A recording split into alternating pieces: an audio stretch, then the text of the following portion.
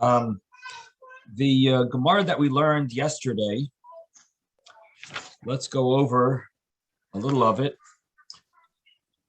We mentioned this brisa that talks about matzah that is cooked.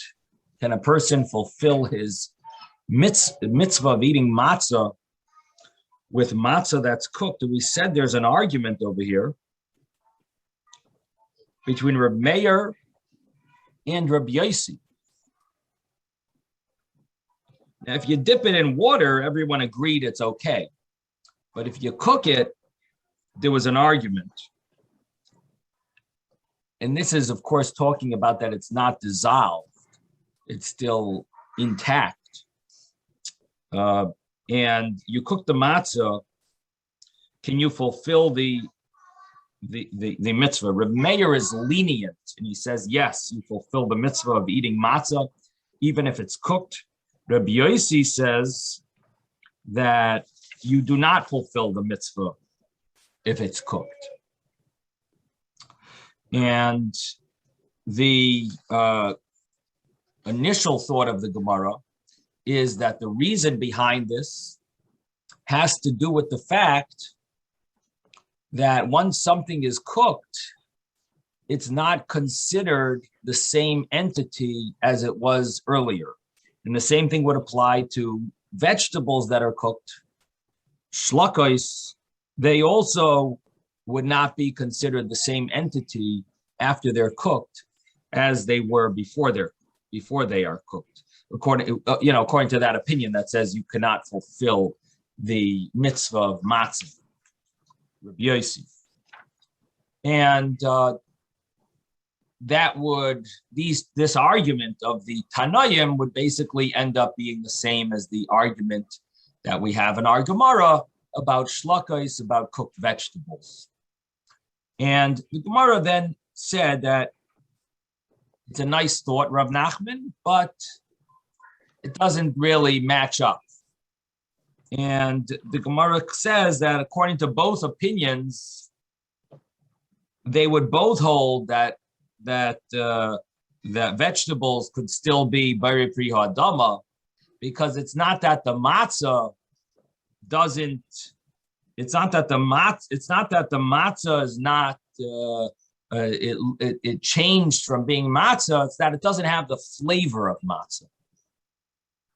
And that's the reason why matzah, according to Rabbi Yossi, you don't fulfill the mitzvahs because the matzah, after it's cooked, it loses the flavor of the matzah. So it could possibly still be called bread, but you don't fulfill the mitzvah because you lose the flavor of matzah. Now, there's an interesting question on this Gemara, and that is that what happens if you swallow the matzah without tasting it? Our Gemara says needs to have the flavor of matzah. But in the laws of matzah, it mentions a case where a person swallows matzah without tasting it. There's a way if you hold your nose when you eat something, I think you don't taste it. Or the Gemara just gives a case bala matzah. You just swallowed it. You didn't chew it. So if you don't chew it, you sort of skip the taste buds. And the question would be, why do you fulfill the mitzvah of eating matzah if you don't taste it? It says over there you fulfill the matzah. Maror, you need to taste. Matzah, you don't need to taste. If you swallow it, you fulfill the mitzvah. And here the Gemara says that the reason why Rabbi Yossi says if you cook the matzah, you don't fulfill the mitzvah is because you need to have the taste of matzah. Really? I need to have the taste of matzah? What about the other Gemara that says that you could swallow the matzah and fulfill the mitzvah? So the commentaries talk about it. One of the answers that's given is that the matzah itself has to have the flavor of matzah. You don't need to taste it, but at least the matzah needs to have the flavor of matzah. Now, is a very interesting point. What is really the difference? That matzah, you need to have the matzah itself needs the flavor, but you don't have to taste it. In fact, the Alter Rebbe brings this in the Shulchan Aruch, in the laws of matzah, Pesach. He brings this reason. It's brought in the commentaries of the Gemara, but this is the point that the Alter Rebbe brings it in the Shulchan Aruch, and he says that although one needs not the taste of matzah in his mouth, the matzah itself must possess the taste of matzah. Nobody is tasting it. How do you know that it has flavor? What did you say? Nobody is tasting it. How do you know it has flavor? Okay, So, I guess you should taste it. One hand clapping, right? If no one tastes it, then there's no verification. There's no guarantee. Guarantee. That's what. So in your situation, I would suggest you actually taste it.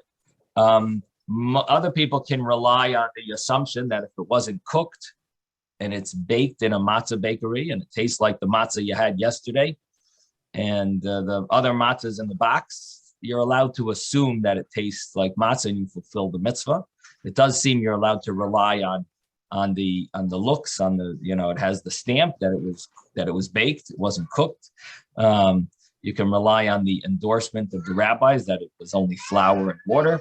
So it seems like that's good enough. But if someone's concerned, I definitely would encourage them to clarify and, make sure they're sure and not have any issues. It's not a shaila. I'm not asking a shaila. I'm just saying that it's a concept to think about. No, but the Gemara says you're fulfilled the mitzvah. You don't have to worry that maybe it wasn't matzah and maybe I need to eat another thing. I'm saying, in fact, the fact is that you don't have to be concerned. That's what it says in the Gemara, in the Shulchan Aruch. Ben. Matzah is very thin and fragile. Yeah. If it gets wet, it'll break. That's when it loses the taste too. It's soaking wet. So your suggestion is, if it doesn't fall apart, it will have taste of matzah. So then you can rely on Ben's test. That's an option. Okay, Ruvain. Yeah, I don't know. In all the decades that I've been making Sidorim, I don't think I've ever tasted the matzah. In fact, I thought that's why you're not supposed to dip it in salt at the Seder, because the salt would give it taste, and it's supposed to be lechamayni. Right. So I don't know. Well, like I said, I don't think I've ever tasted it. Right. Well, actually, I believe the reason we don't dip it in salt is because you don't want to have the salt of the salt flavor ruin the flavor of the matzah, which actually contradicts a little this idea that the matzah you don't really have to taste, but there definitely is a matzah does have a taste to it. At least I think so. I don't know. Susan. What does lechamoini mean? Lechamoini, poor man's bread. Okay, thank you. In any event, there is a insight brought in by the Lubavitcher Rebbe in the Kutei Sichos. He brings an insight that he says that because the matzah is bread of faith, it's called the michla de mehemnusa. It's called bread of faith. It reflects the simple faith of being aroused to serve Hashem, but you don't fully comprehend it. And similar to when they left Egypt, that they left Egypt, but they weren't really able to absorb the full flavor. So it doesn't have the intellectual taste when they left Egypt. And therefore, similarly, when we eat the matzah, we don't really have we don't need to have the full flavor of it. It's okay. But within that revelation, you did have the full significance of the revelation there of God revealing himself to us and redeeming us. And so the matzah has to have the element of faith in it, but we don't need to fully absorb it when we eat the matzah. It's an interesting insight how it explains, according to Kabbalistic logic, why it would be important to the matzah should have the flavor, because the matzah is all about the faith, and we don't have to taste it because we were incapable at that time of digesting it and fully digesting it and delighting the revelations, the awesome revelations that we experienced at that time. So that would give us a little understanding. So again, this is the argument over here between Reb Meir and Reb Yossi. If the matzah that's cooked, if you fulfill the mitzvah with matzah that's cooked, and the Gemara doesn't want to connect that with the shlakos. The Gemara says it's not really connected. Vegetables, if you cook them, they don't lose the name. They don't lose their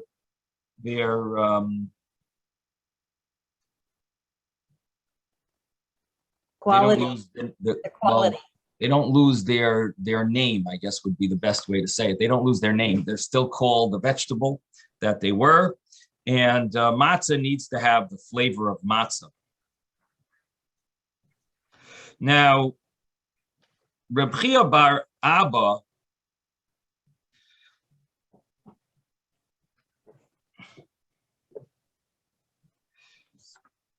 argues on Reb Binyamin bar Yefes.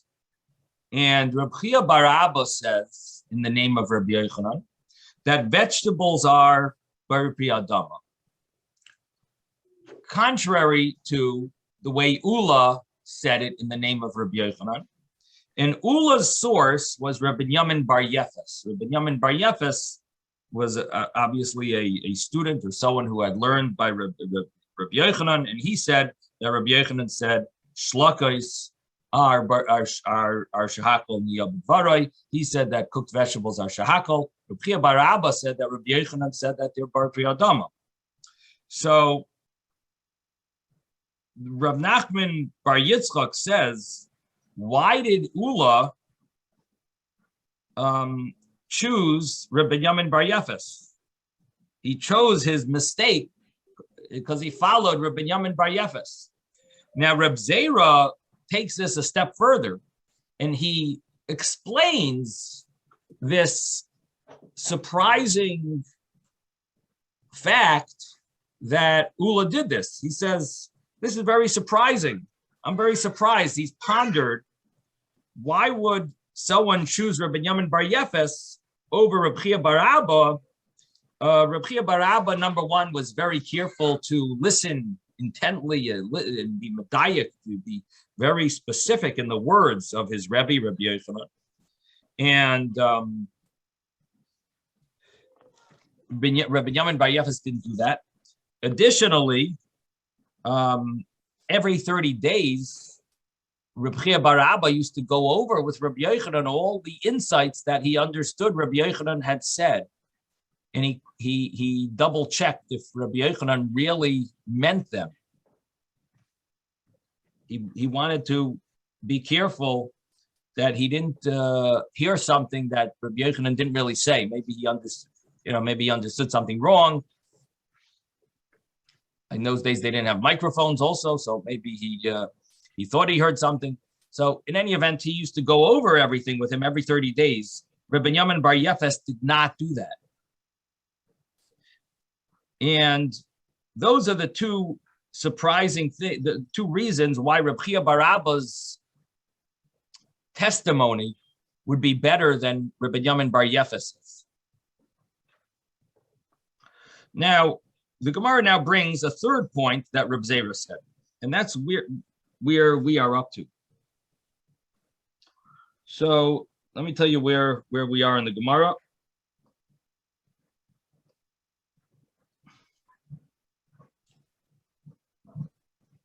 We're up to maybe 10 lines up from the bottom of the page. V'oid, the word starts the beginning of the line, v'oid.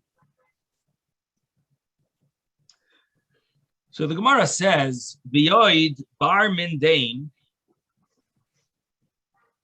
ubar mindain, besides this and besides that, besides these two proofs, there is another proof that Rabbi Yochanan holds that cooked vegetables are bari pri hadam. And what is his proof? His proof is dahu tormasa. There is that bean or legume that's called a termas that deshalkile shva zimnin b'kedera. It was customary to cook it 7 times in a pot. The achlile the kinuach seuda, and you would eat it. It would turn sweet, and they would eat it as a dessert.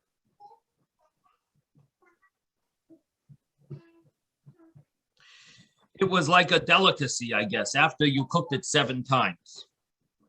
And also, Vishalu Rabbi Yochanan, they went and asked, they came and asked Rabbi Yochanan, what is the bracha? Ba'amar lahu, and he said to them, Mevarch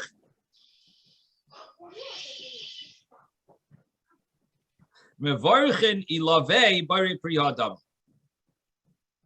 The bracha on it is bari pri hadam. That would be the correct bracha. And even though it's cooked, it'll still be called the name that's called pri, a fruit. And we see from here that it's going to be, according to Rabbi Yochanan would hold that a fruit, that vegetable that's cooked, retains its name pri ha'adama, fruit of the ground. Now, Reb Zera brings a 4th proof. And the 4th proof is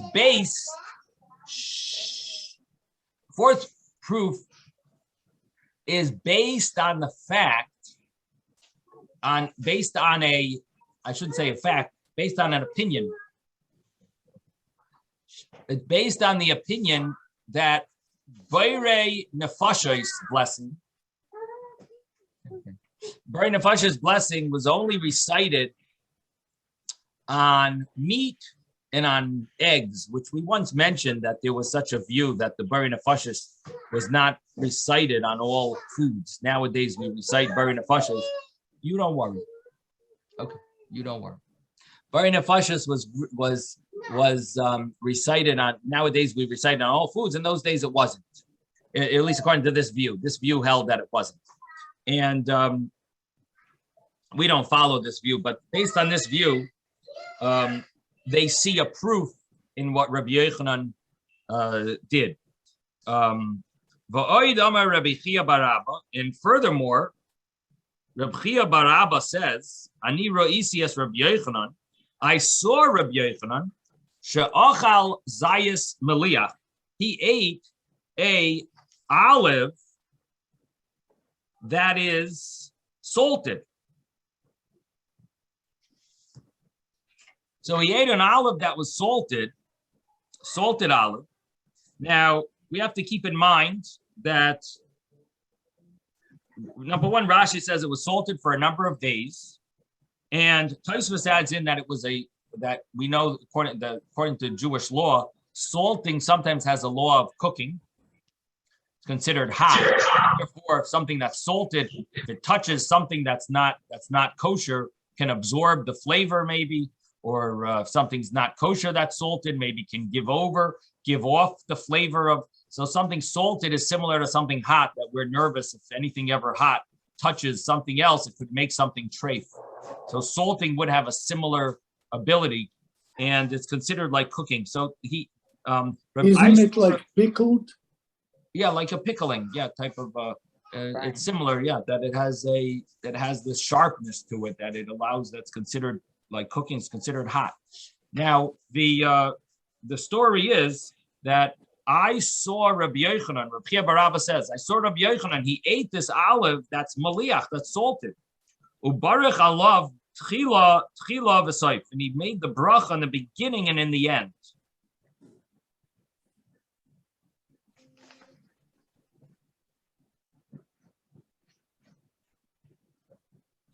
Now, what would this mean? He recited a bracha in the beginning and in the end.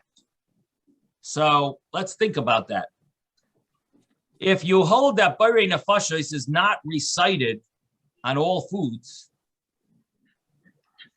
and something from the 7 species, if you hold it only gets its bracha of ha'etz or ha'adama, it would only get its bracha if it's not cooked. If it would be cooked, according to the other view, you would end up not reciting a Borei Pri Ha'etz or Borei Pri Ha'adama. Instead, you would recite a shahakol, according to that other way of looking at it. And if you would recite a shahakol on the olive, because it's cooked, then the after bracha would not be. There would not be an after bracha. However, if you recite a Borei Pri Ha'etz on this olive, then there would be an after blessing called the Al Ha'etz, the Al Pri Ha'etz, the after blessing for the 7 species. So what do we see from this story? Did he recite a Ha'etz on the olive, or did he recite a Shahakal on the olive? What do you think? Ha'etz, that's correct. He must have recited a ha'etz, because if he recited ha'etz, then there would be an after blessing.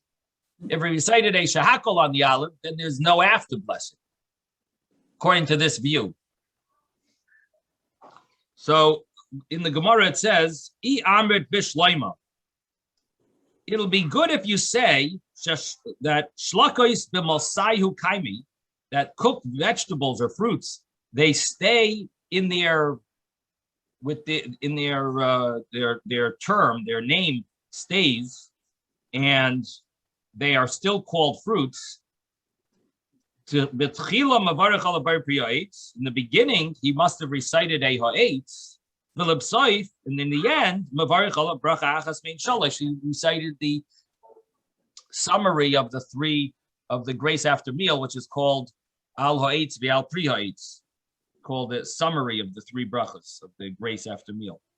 So that would make sense. Ela I amrit, but if you will say shlakos lav b'mosayu kaimi, that shlakos do not stay with their term fruit, and they actually lose their term fruit.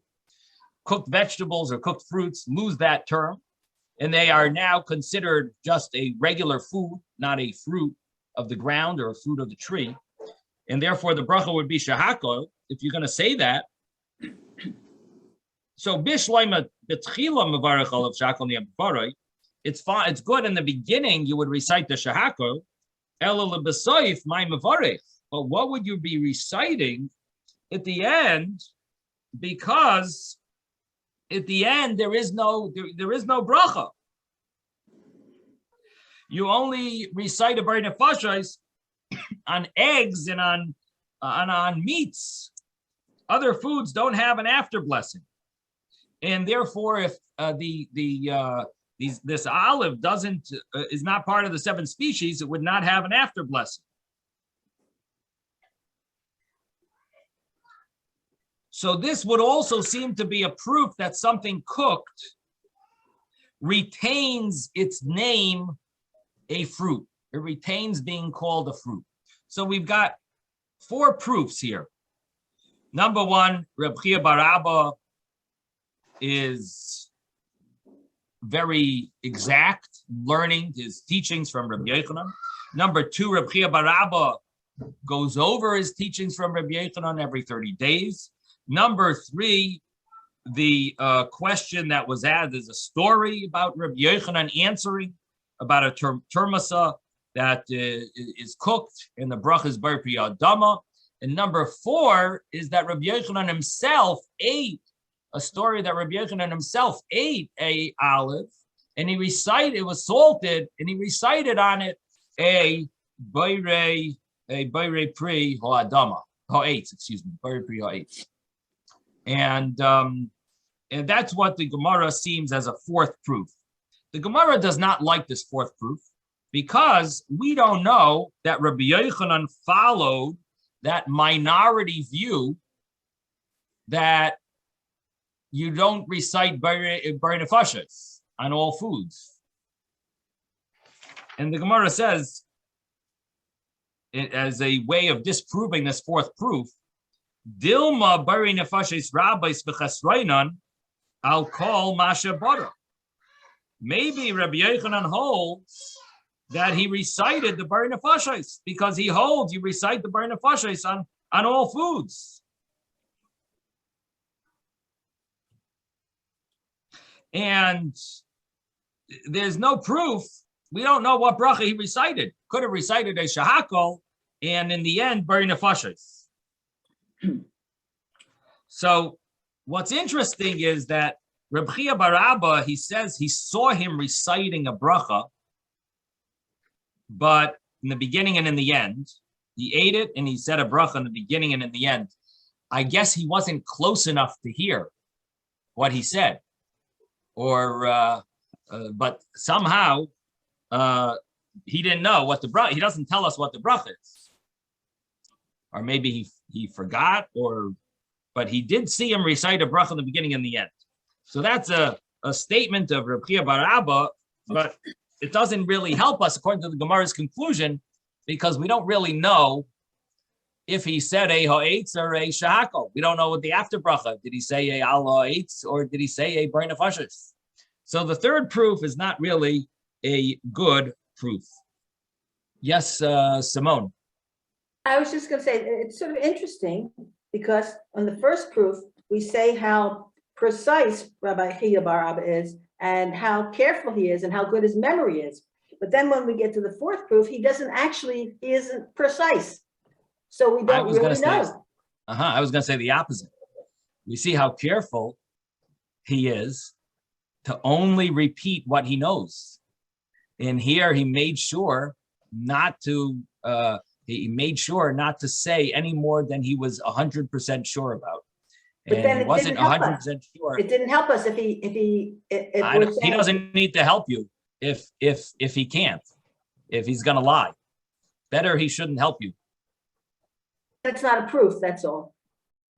He didn't bring it as a proof. He didn't bring it as a proof. The Gemara brought it as he once said it to someone. He once said he had this story that he saw Rabbi Yochanan eat an olive, a salted olive. We don't know why he said this story to someone, but this was a story that Rabbi Chia bar Abba had said, and he was careful to not say what the bracha, even though he probably knows the halacha. And he has his own opinion of what Rabbi Yochanan holds, but yet he refused to say, and Rabbi Yochanan recited a ha'etz and an al ha'etz at the end. He refused to say that. I didn't remember. I don't know. He said a bracha before and after. So that's another way of looking at it. Now you can look at it your way. I'm throwing you another way of looking at it.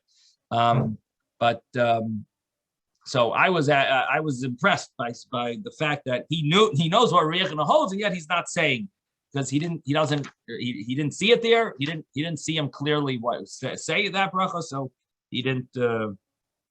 He's not telling us what in the story. He leaves that out. So okay. Any questions or thoughts? Yeah, I wanted to say many times you see somebody making a blessing on food, but you have no idea which one he used.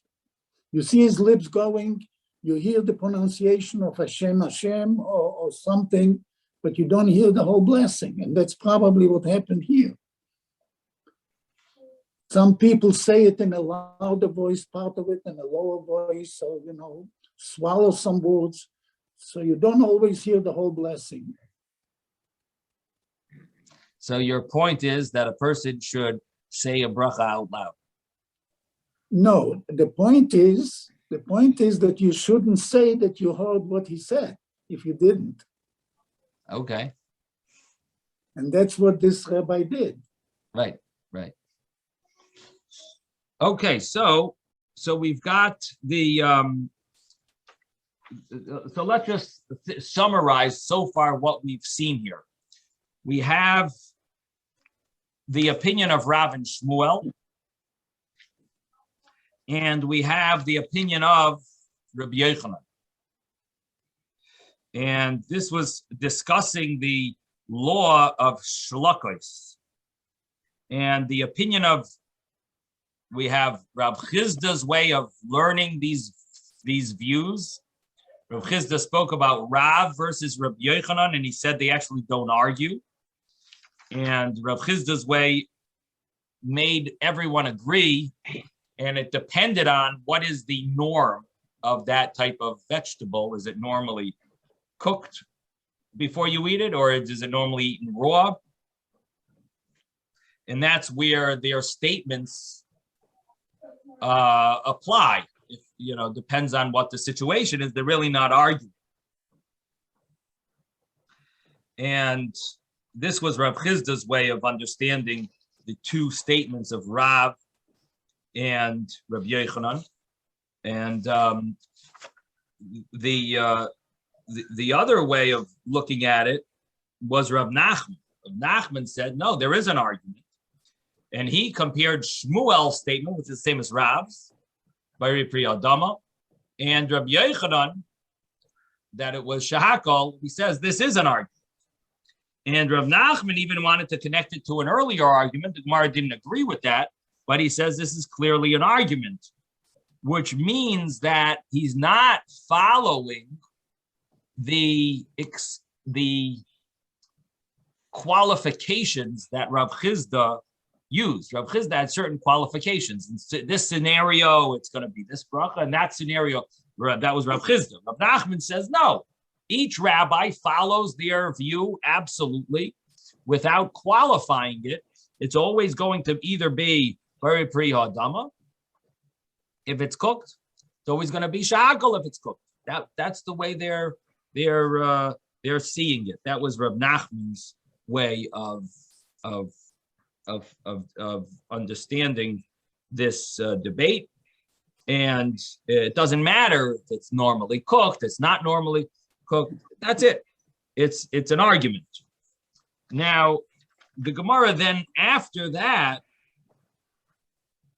mentions that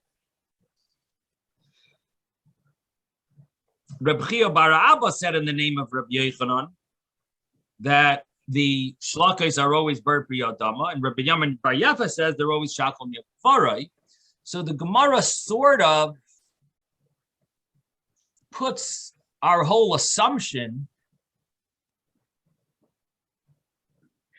in the back burner and says not necessarily is what you're assuming correct, because there is the view of Reb Chia bar Abba, and then we're told by Reb Zera that Reb Chia bar Abba is actually more reliable, that view, than the other way of understanding it. So according to the conclusion over here, the way the Gemara seems to conclude, it seems to emphasize that Reb Chia bar Abba is following the logic that all cooked vegetables get the bracha b'rei pri ha'adama. In the view of Rabbi Yochanan, which is really what we're dealing with. We're trying to understand the view of Rabbi Yochanan. So Rabbi Chia bar Abba's testimony of what Rabbi Yochanan holds is that vegetables are b'rei pri ha'adama. Now, in the case of an olive, which would be a fruit, even if it's salted, it would be bari pri ha'etz, even though that's considered like cooking. And so this is the simple way of learning. The question really is, who's the halacha going to follow now? Because we have Rav Chizda's way of assuming Rabbi Yochanan says shahakol, and then we have to qualify each of these laws. And the other option is maybe to follow Rabbi Chia bar Abba, who seems to be the more reliable source of what Rabbi Yochanan really held, right? So we've got to figure out who to follow as the final as the who's going to be the halacha in this case of shlokos. Do we look at the fact that Rabbi Chia bar Abba is more reliable, and maybe his statement, or do we say, well, Rav Chizda, his statement seemed to go very smoothly, or it maybe is there room to say that Rabbi Chia bar Abba is not clarifying, and he didn't specifically clarify to what extent the bracha is bari pri adama. Maybe we could add the qualification of Rav Chizda in the view of Rabbi Chia bar Abba. Maybe there's room to do that, even though the Gemara doesn't seem to mention it. Now, I will throw to you another interpretation of the Gemara. This, what I explained to you now, was more of a simple understanding of the Gemara, but there is a commentary, the Rashba, who gives who actually sees the Gemara a little differently. Yes, Susan. Okay, I'm a little confused because if I get a plate of food and it has boiled vegetables, it has fruits, it has olive, it has a piece of chicken, I need to make a blessing. We are not learning the laws of blessings. We are learning the Talmud of blessings. The laws of blessings comes after you finish the Talmud of blessings, you get the laws of blessings. The Talmud is we're learning the different views in the Talmud. Okay. If you want to know the practical law, you got to go to tonight's class. You have the laws of Shabbos, and when they finish that, they might get onto the laws of blessings. I see. But it's not. You're not expected to have full takeaway from this. You're getting ideas and questions, which instead I'm very tell confused. Obviously, Yeah. I'm very confused. Well, that's what Talmud is meant to do. It's meant to give you various ways of looking at things. And you're going to have to, it might cause you not to eat certain things because you're not sure what to do, rather than tell you which bracha to make. Exactly. It's gonna prevent you maybe from eating certain things. It's good for dieting, actually, learning the Talmud. So that's basically it. But, Okay. Generally, I will tell you, it's also good to have a book of brachas so that if you have any questions, you could always look up in the book. Yeah. But I will tell you this. Generally, foods there are certain cases that everyone seems to agree with. For example, vegetables that are eaten raw, everyone agrees are bari pri adama, right? Adama, right. That much I know. That much you know. So Anything edibles else? eaten raw are definitely hadama. Now, vegetables that are cooked, if they're only eaten cooked, there definitely are opinions that they retain that they are hadama because they're only eaten that way. They're not eaten any other way.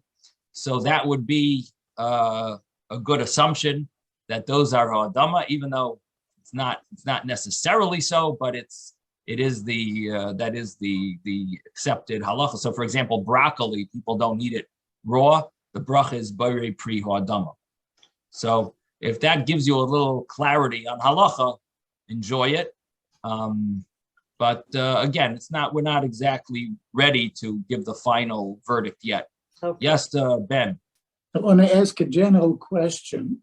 Will the law of brachot simplify things and put them in larger categories?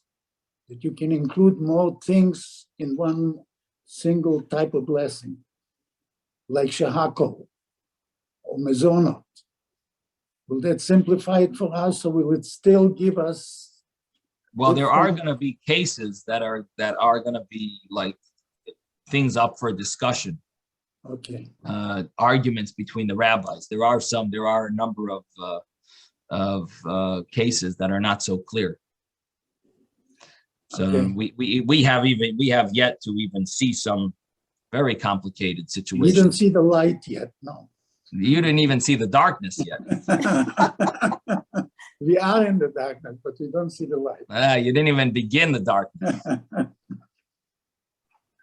Okay, Interesting. so it's good news for the future. Yep. You'll enjoy when Mashiach comes. He'll give us clarity now. Yeah, complete clarity. Yeah. Complete clarity. Okay, so the other way of learning this Gemara is that Reb Zera is saying that Reb Binyamin Bar Yefes is definitely not going to argue on Reb Chia bar Abba. Reb Zera is not coming to tell us who's more reliable. He's coming to tell us that Reb Binyamin Bar Yefes is definitely not going to argue on Reb Chia bar Abba. And the understanding is Reb Chia bar Abba is so clear, is so such a good, reliable source. All Reb Binyamin Bar Yefes would be doing would be qualifying a different scenario than Reb Chia bar Abba was talking about.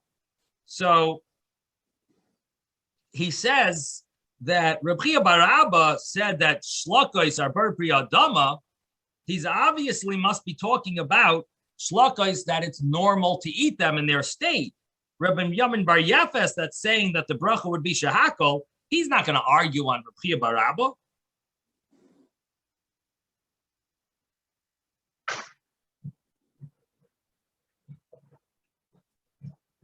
So Reb Nachman Bar Yitzchok had claimed that there's an argument between Reb Chia bar Abba and Reb Binyamin Bar Yefes, and Reb Zera says no way. And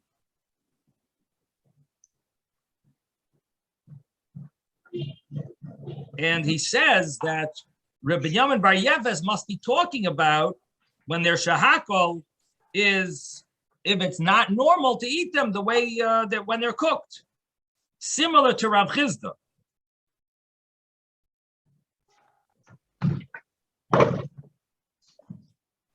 And then Reb Zera brings a proof of the tormasa.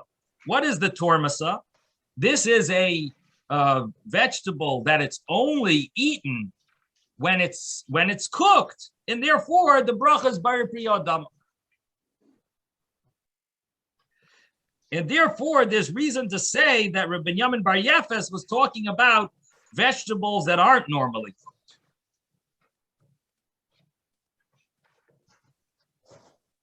And so this gives us a little different understanding that they're keeping the qualifications of Rav Chizda even in the Gemara afterwards is also following those same qualifications.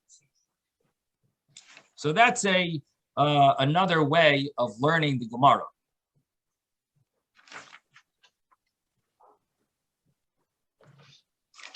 Now, the Gemara continues, and it says, Mesiv Rav Yitzchok bar Shmuel. Rav Yitzchok bar Shmuel asks a contradiction from a Mishnah.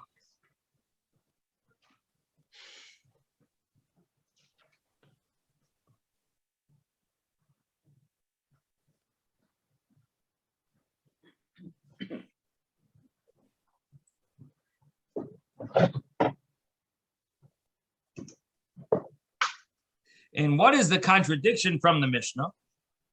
The Mishnah says, Yeraka is shadam yotzi bahed, yedei chayvasei bepesach, the vegetables that a person can fulfill his obligation on Pesach, and obviously we're talking about the obligation of eating a vegetable. Which obligation is there to eat a vegetable on Pesach? We're talking about maror, the obligation of eating maror, bitter herbs. So that obligation, yoitzi bahen, you could fulfill that obligation b'kelach of yoitzi bahen. You could fulfill your obligation with eating the leaves of those vegetables.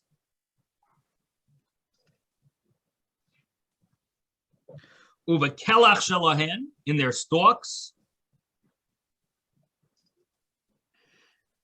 Avaloi kavushin veloi shalukin.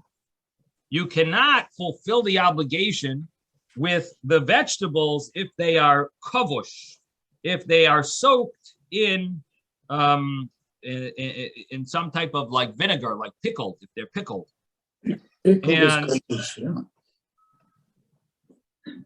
And you also can't fulfill it if they're shlukin, which are the same word as shlakais, if they're cooked. And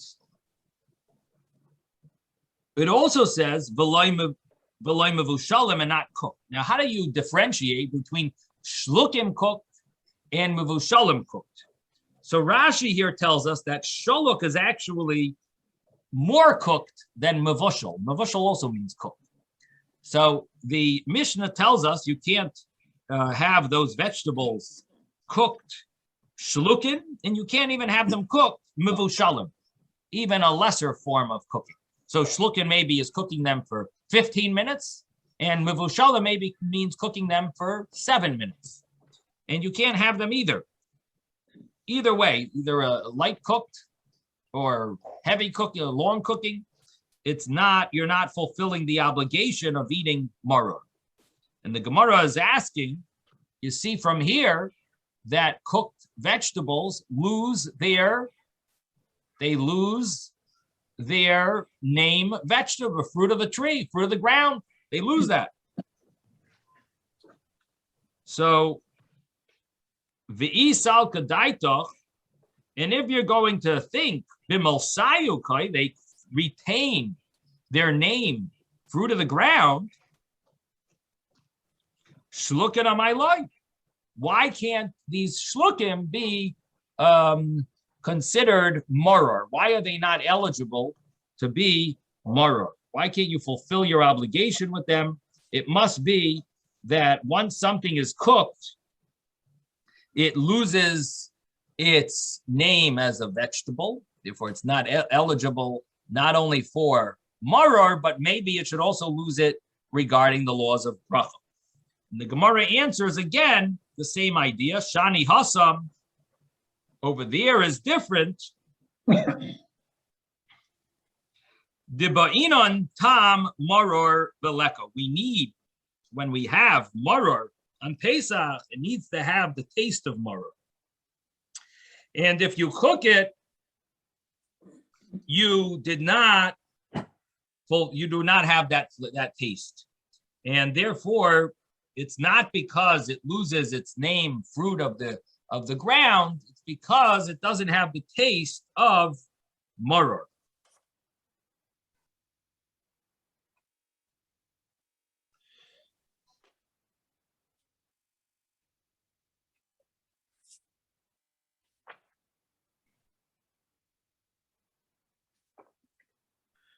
The Gemara now asks an interesting question. The Gemara is going to ask now, when Reb Yochanan ate that olive, why did he recite an after bracha? Is an olive... He ate the size of an olive. Oh, did he eat the size of an olive or not? Depends on the size of the olive he ate. What is the size of an olive? He ate an olive. There is So some he definitely big ones ate an and small olive. ones. Yes, Susan. But the pit has a measure of the pit. He didn't eat the pit. He only ate the olive. The pit had to be removed. Mm, So when you have to eat the size of an olive, you have to consider the pit is space too. right. And especially if you eat olives today, that they stick the pimento in or whatever that is. Or that red thing that Or garlic. I don't like that. But you're missing a whole middle. So Right. the question is, so how did he recite an after blessing? Amar le Reb Yirmiyah or Reb Zera. Reb Yirmiyah said to Reb Zera, Reb Yochanan, heichi mevarich al zayis baliach. How did he recite a bracha on a olive that was salted? A bracha achrayna. How did he recite an after blessing? Kivan de shakila lagaride. Once he takes out the seed. So we're now on page 39a. Batzer le shiura. He lost the measurement of an olive. In order to recite an after blessing, you gotta have the size of an olive.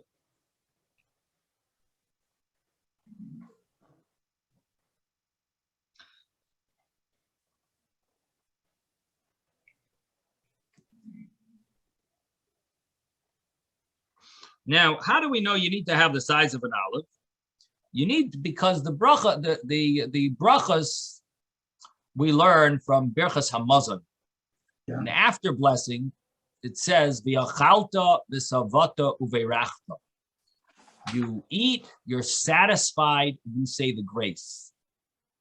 Now, biblically, in order to say an after blessing on bread, you need to eat enough to be satisfied. Rabbinically, you have to eat the size of an olive. Where did the rabbis get that idea that you eat the size of an olive? They got the idea from the word v'yachalta, eating.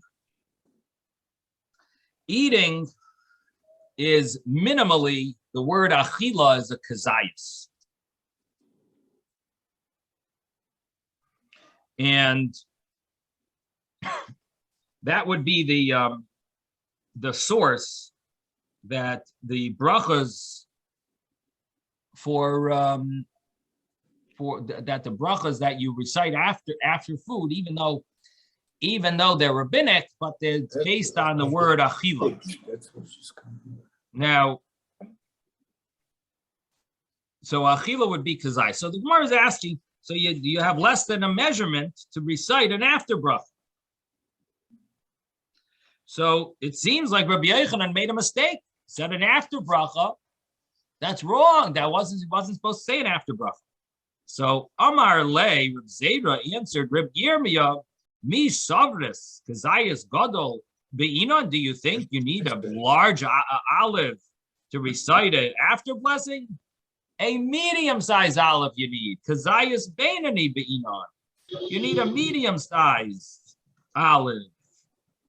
Vahu the Isi l'kamed Rabbi Yochanan, the olive that they brought before Rabbi Yochanan, Zayas Gadol Hav. It was a large olive. The Afal Gab de Shaklua l'garinuse, even though they took out the seed, the pit, Hush le Shiura, he still had left a remaining the size of a medium-sized olive. And therefore, he would have fulfilled the obligation that you need to have the size of an olive to recite an after blessing. The Gemara says that non, because we learned in a Mishnah, Zayas Sha'amru, when we measure the size of an olive that they talk about regarding measurements, Loi Katan, V'loi Gadol Ela Beinani. They talk about a medium-sized olive. V'zehu Aguri, and this is the olive, the medium-sized olive is called Aguri. V'yamar Rabbi Avo, and Rabbi Avo said, Lo yaguri shmai ela avruti shmai. And Rabbi Avo says it's not really Aguri, it's Avruti. V'amri lo Samrusi shmai, and some say it's really the real name is Samrusi. And V'lama nikra shmai Aguri. So why is it called Aguri? It's Sheshamnoi Ogur B'soichoi. Its oil is entered in it, and it's ready to come out, and it's not like absorbed in it like it is in other fruits, but rather it's ready to come out. That's the type of olive we're talking about. It's called Aguri. It's Rashi says mezuman lotzeis mimeno. Rashi says it's ready to come out. It's not absorbed, and that's the type of olive that we are talking about. Now, the question that is asked on this Gemara is, why does the Gemara have to bring the statement of Rabbi Avo? And I'm just saying, the measurement is a medium-sized olive. Why should it? Why does it have to get into this? What the name is? So that is one of the questions that. That's what I wanted. Why does the Gemara get into that? So the Gemara explains that if you look at the pasuk says Eretz Zabas Cholav, Eretz Chitos Erev Gefen Hussein of Riman, Eretz Zeis Shemen Udvash. It says a land of Zeis Shemen. It mentions oil. It doesn't mention Zayas. It mentions Zeis Shemen. So he's explaining when it says Zeis Shemen, it's referring to that olive that's ready to spritz out the oil, and that's why that's the term, that's the measurement of that we use, refer to that olive, which is a medium-sized olive. So that's how we know that it's a medium-sized olive, is based on this statement of Rabbi Avo that they called it aguri, because it's this type of an olive, and this is seemingly what it means when the verse specifically specifies the term Zeis Shemen. It's referring to this size olive, and that would be the size for measurements. Yes, Simone.